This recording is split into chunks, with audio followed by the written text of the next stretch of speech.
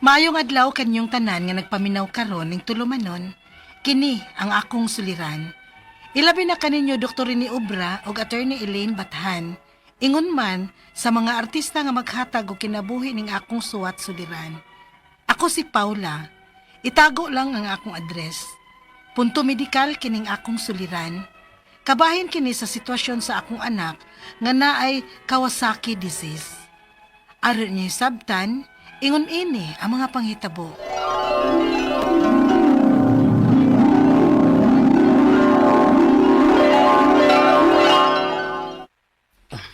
Balik kong trabaho ini, ha? Sige, ibutang lang diha. Salamat. Nganong nanawag man ni si Jake? Hello, Nak. Ma, dugi pa ka muli. Nga naman, unsay problema? Init pa kayo si Dong Puloy, oy. Unsa? Sige, mapauli ko. Magpalit kong tambal.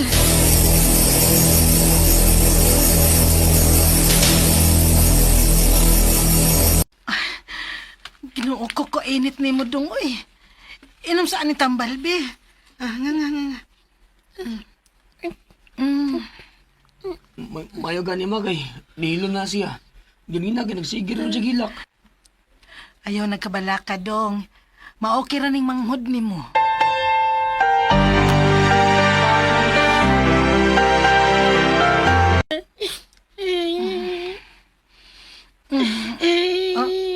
Dong? Ini pa man gihapon kaayo ka. Kadiya ta kay paimnon ta balik og tambal. Mama. Ginoo ko. Unsa may naitapo nimo? Puloy. Anong namuha man ang imo mga mata?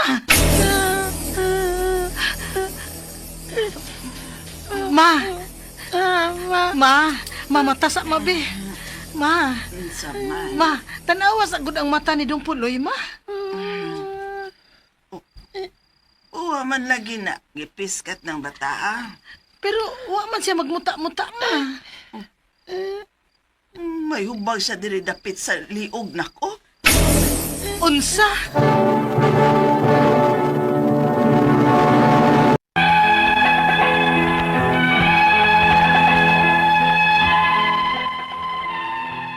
Saway pagduha-duha, among gida ang akong anak sa ospital aron mapa-check up siya kung unsay iyang sakit.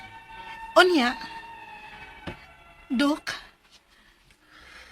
Dili pa mi mo diagnose kung unsa na iyang sakit. Amo na siyang i-undergo og tudiin ko. pila man sad ang bayad, ana, Dok? Depende. Mga 1,500 to 5,000 siguro.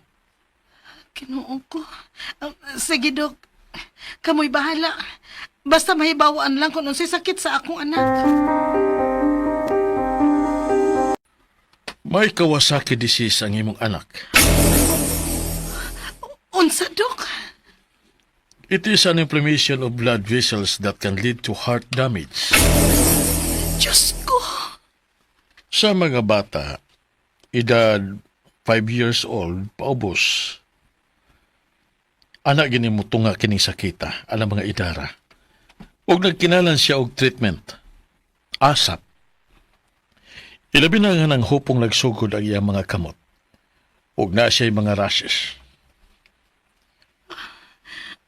Unsa nga treatment, Dok?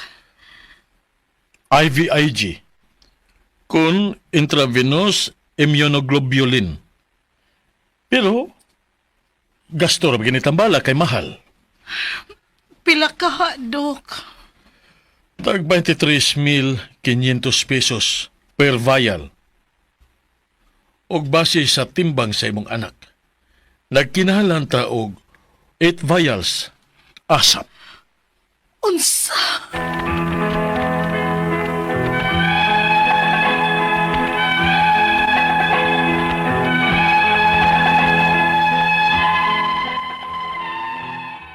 Hangtod karon, nagsigi pa mi og pangita og kinsay makatabang namo sa pagpangita sa maong kantidad. Kay dili gidalim. Grabe kadako ang among gikinahanglan. Ang ako mga pangutana mao kining mosunod unang pangutana. Unsa gid ay makaingon aning Kawasaki disease? Nga healthy raman unta ang akong anak. Ikaduhang pangutana, kalit lang gyud nga niabot ni sakita sa akong anak. Unsa may angay nakbuhaton aron mamonitor ang mga bata og matambalan dayon una mo grabe ni sakita. Ikatulong pangutana, kung maokey na ang akong anak, wa na ba'y chance nga mobalik-balik kining sakita? Ikaupat o katapusang pangutana, makamatay ba kining sakita? Palihog, tabangi og tambagi ko. Kini ang akong suliran, Paula. Mayong adlaw mga suking tig paminaw din sa tong programa kini nga akong suliran. Aniya na sa bako si Dr. Rene Obra magiguban kaninyo karong adlaw. Ako motambag sa inyong medical, psychological, emotional, behavioral ug mga problema sa mga ginadiling drugas kay usa man ako ka medical doctor, usa ka psychiatrist ug usa ka drug addiction specialist. Klase-klaseng pamaagi sa pagpadala sa inyong mga sulat-suliran diri kanamo. Pwede kanyo padala sa mong email suliran_612@yahoo.com or sa atong Facebook account kini nga akong suliran official writers page o driba sa mong buhatan sa 3rd floor Jose R. Martinez Building, Osmeña Boulevard ning Dakbayan sa Sugbo. Ang atong makutlo nga pagtulunan karong adlaw is usay baya pod ako pod masipyat ko niyan no. Being late is a disrespect to other people's time. Paita na bay magkita ta bay alas 8 sa gabi. Pulbida mo tunga og alas 9:30 na. Mawala na. Being late is a disrespect to other people's time. Kung for some reasons medyo na mga kakulian, pwede ra good mo text or mo tawag nga di good makaya good. Mahimubag makahulat ka o di ka makahulat ato na lang i-reset atong appointment. Okay naman. Kaysa wala lang inon ta balita nga mong gikasabot manghuyab na manghuwat na lagdugay kayo nga way idea og hay na ka gikasabot. Okay?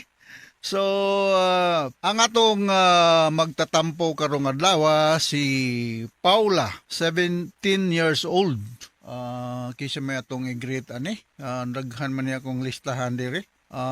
Mga taga Barriulos, mga Paboris, Gulyeman, Estanyo family, mga taga May Abuhan, Leyte Office, si Winnie Jean, Ginilyn Elia, Jeffrey Tilo, Ana Rose, ug na Mimosa, mga taga Union Buntok, permiday ni sila maminal, mga Pailnar family, Gonzales, Recitis, Diharme family, ug si Jasmine, Diharme Marti, mayang pagpaminaw, ug mga taga DOH Argao, si Siban, si Pukong Hirames, Neri, Mamulang Lopez, ug si Marson. So this is true to mga taga Liluan Cebu, Mark Anthony Suerte, Nestor Coscos sa Liluan Southern Leyte, og si Kapitan Jaime Butad diha sa barangay Mahayahay o Mahayahay, Sugod Southern Leyte. Maadjong pagpaminaw ninyo diha sa Sugod Southern Leyte. Alright, so going back to our sender, si Paula. Di kay ni common ning problema ni Paula da. Ning unang pangutana, unsa man gid ay makaingon aning Kawasaki disease nga healthy man unta ang akong anak. Mao ba to ni? Ang anak na ni si Paula, bata pa man ni kayo. Well, kining Kawasaki disease, dili ni Kawasaki nga motosiklo ha. Ang ako ba yang motosiklo sa una Kawasaki 125 KE. Enduro type dugaya na ko nag-drive motor bitaw no. Pero di siya lahi ni siya kining Kawasaki disease usa ni siya ka viral nga inunta sakit no.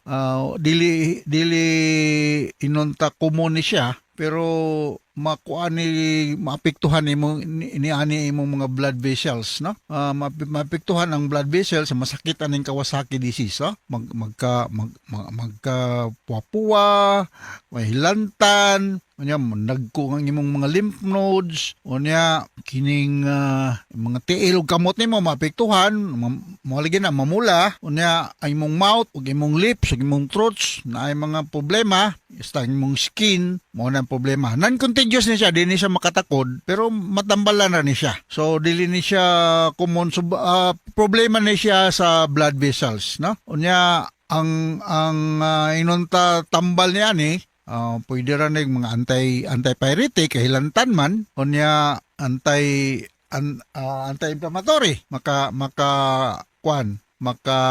sulbad aning problema ha. Maulian naman ang usa ka bata nga masakit niyan pero it will take a little while, no? Kinahanglan nga ma-rush gyud ni makita ni siya usa ka pediatrician. Kaduhang pangutana, kalit lang gyud na niabot ning sakita sa akong anak. Unsa may angayang buhaton aron nga ma-monitor ang mga bata og tambala dayon una mo grabe ang sakit. The first kinahanglan aware ka unsa may mga simptoma o maobserbahan sa usa ka bata nga sakit aning gitawag og Kawasaki disease. Ako nagingon, inflammation na siya sa mga blood vessels, no? O niya, ingnon ta magkahilanat gyud ang bata. Usually, apektuhan na ni mga bata kan mga gagmay pa. Mga, basta kay bata pa, the first 4 years o mga first 5 years, no? Mukuha ning hilanat nga last og mga 1 week, more or less. Nya kato ka kung gipahinganlan nga mga simptoma nga na mga rashes, na mga redness, nagko ang mga lymph nodes, o niya ang kamot ug tiil masulin, ang skin medyo mga pakpak. Usually ang mga panit sa kamot ug sa tiil ang maepektuhan ani. So mao na nga as soon as possible kinahanglan madaning bata pagyud kayo, no, less than 5 years old ngadto sa practicing pediatrician diya sa inyong lugar. Wala man siya gibutang ni siya og asa ning inyo kuan Paula. Okay, sunod nga pangutana. Kung maokti na nga akong anak, wala ba'y chance kang mo balik-balik ning sakita. Sa ako nang gilingon, dili ni siya contagious. Yang anon man niyang cause, pero gituhuan ni siya viral. Di ko makaingon nga dili mo balik-balik kung ma-expose na siya sa mga viral infection, posible nga magkasakit na pod, no? Ang kuya mong gudani, because of fever niya, bata pa kayo, complicate na ani sila inon tataas ang chance nga magka-complication, especially cardiac problem. Maka-recover na siya, maka-live og normal life as soon as maatiman dayon sa usa ka pediatrician. Sunod nga pangutana, ikaw patug katapusan, makamatay ba ni?